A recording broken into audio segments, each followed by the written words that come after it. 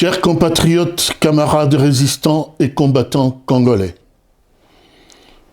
le décor pour le moins délétère, planté ces derniers temps par les deux signataires du deal satanique qui se disputent aujourd'hui toute honte bue, le pouvoir illégitime anti-peuple, ne concerne nullement les forces de la résistance congolaise cristallisées. Seul espoir de la libération du Congo, du joug de l'occupation étrangère d'outils. Nous tenons ainsi à rappeler ici que notre agenda en tant que patriotes résistants est formel. La révolution populaire demeure à l'ordre du jour. Nous ne le dirons jamais assez. Notre pays, la République à démocratiser du Congo, est en perdition. Depuis plusieurs décennies, il a été transformé par nos ennemis en gibier de potence, proie facile, mise à la merci des prédateurs extérieurs et leurs complices congolais traîtres à la nation, qui s'évertuent jour après jour à sa mise à mort et pour la liquidation systématique de notre peuple en tant que nation.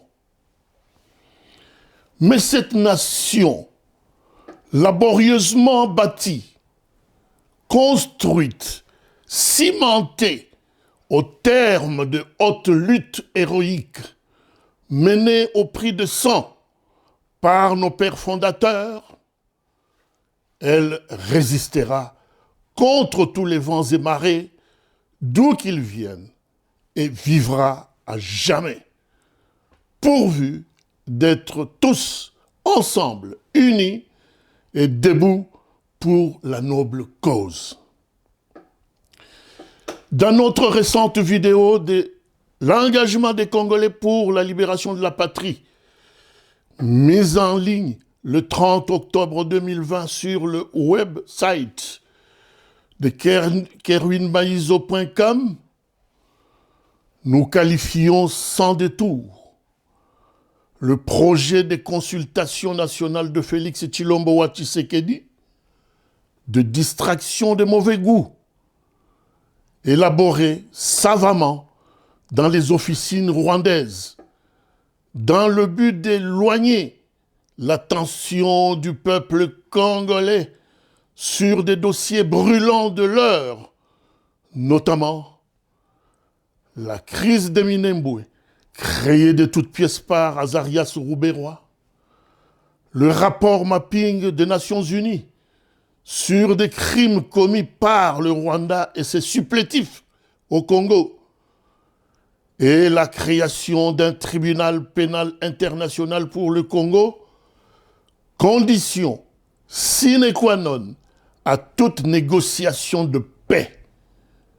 Démarche poursuivie, exigée par le brave docteur Denis Mukwege. Nous saluons dans ce registre le plaidoyer de l'Union européenne du 18 septembre 2020 soutenant la démarche de notre docteur et prix Nobel de la paix.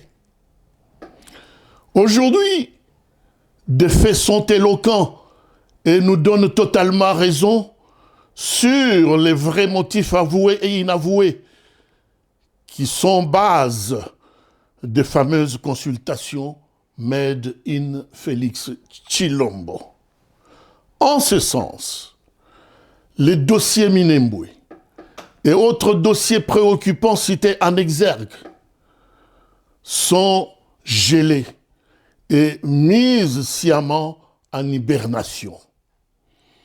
Azarias Ruberwa et tous ses complices, sans être inquiétés, dégustent peinards leur petit lait chaud. Dès lors, on peut aisément comprendre les raisons en filigrane du lancement à la hussarde des consultations dites nationales qui n'ont rien de national, car non inclusives. Qui dit mieux?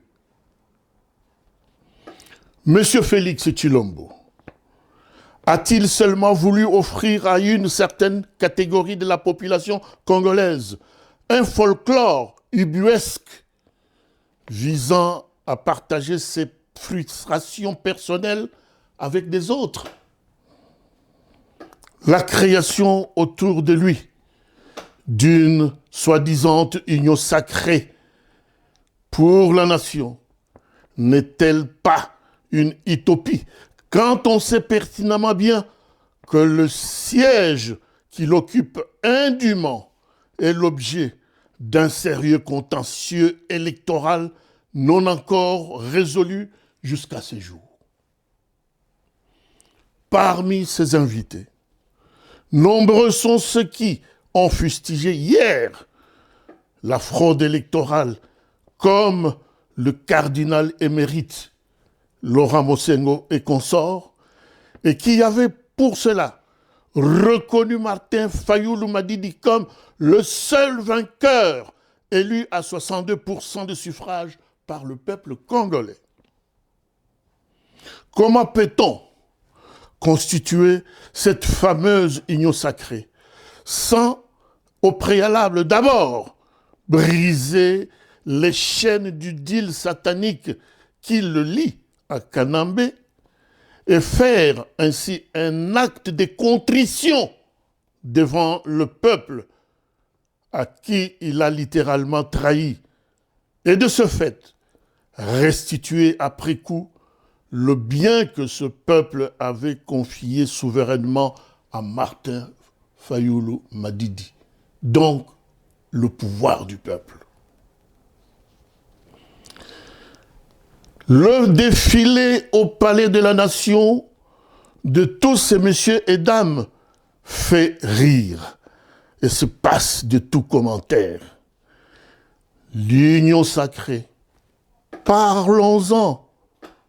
L'union sacrée n'est pas un fait nouveau dans notre histoire récente.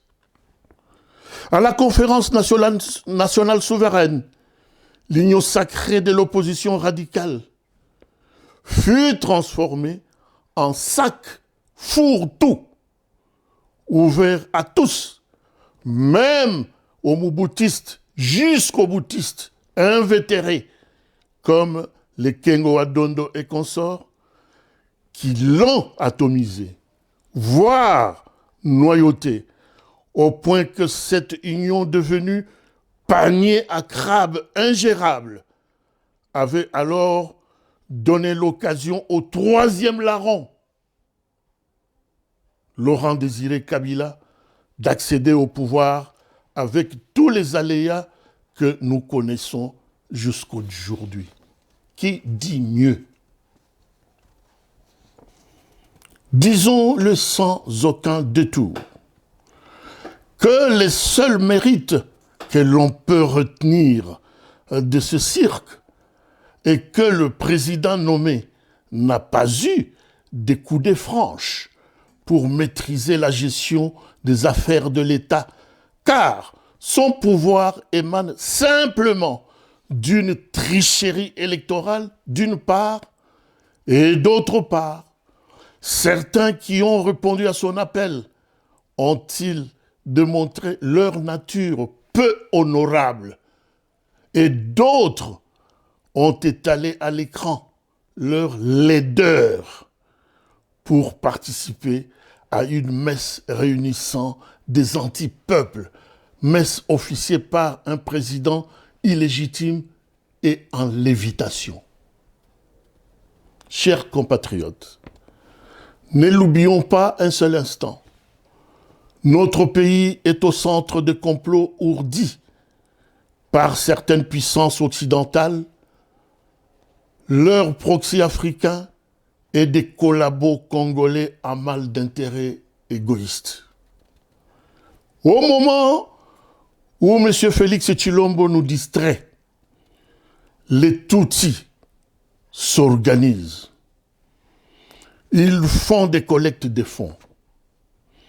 Ils poursuivent leur sale besogne à l'est de la République, tuant nos compatriotes à Beni, à Nituri, dans les hauts plateaux de Minembwe et partout ailleurs, sémant la mort et la désolation. Les armées étrangères écument notre territoire national. Et nous, que faisons-nous en tant que principales victimes?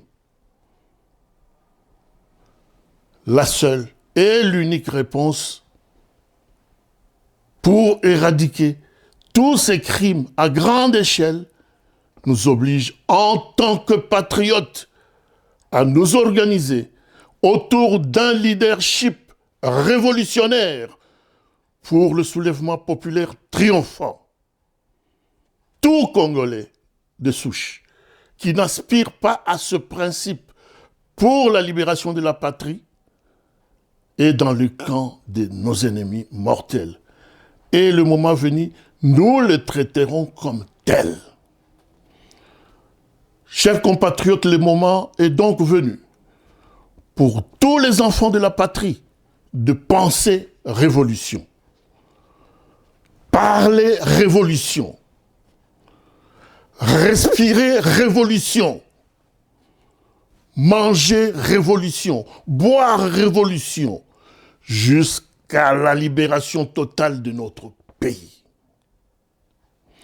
Pour sortir notre pays de l'ornière, une révolution populaire s'impose à tout jamais. Ingeta, fait à Lausanne. Pour le Présidium de l'engagement des Congolais pour la libération de la patrie, Paul Kaumbu Ntumba Kabamba, président. Ingeta.